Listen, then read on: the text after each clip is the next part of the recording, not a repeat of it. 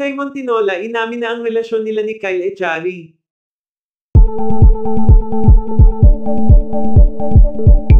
Kilig na kilig ngayon ang mga taga-suporta at mga netizens sa tambalang kay Montinola at Kyle Echari.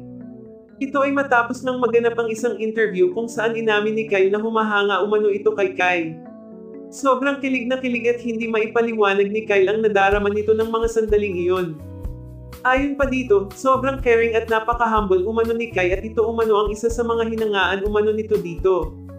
Napakasarap umanong katrabaho at kasama ni Kyle, bukod sa may magandang boses para umano itong isang angel na bumaba sa langit. Nang tanungin naman SI Kyle sa estado na ng relasyon nila ngayon ni Kyle, ayon kay Kyle getting to know each other umano sila ngayon ni Kyle.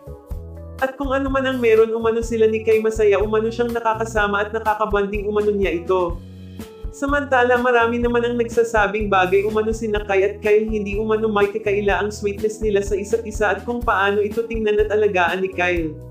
Si Kyle umano ang tipo ng lalaki na pag na-fall in love sa isang babae lahat umano ng effort ay ginagawa nito mapasaya lang nito ang babaeng minamahal nito.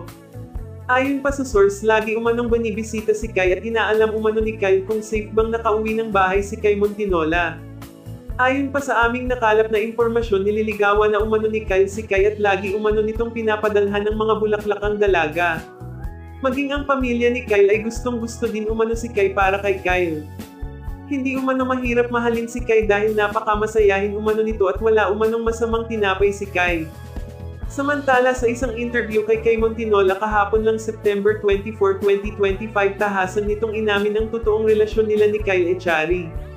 Ayon kay sila na umano ni Kyle at nakikita umano nito ang care at pag-aalaga nito sa kanya na walang katulad.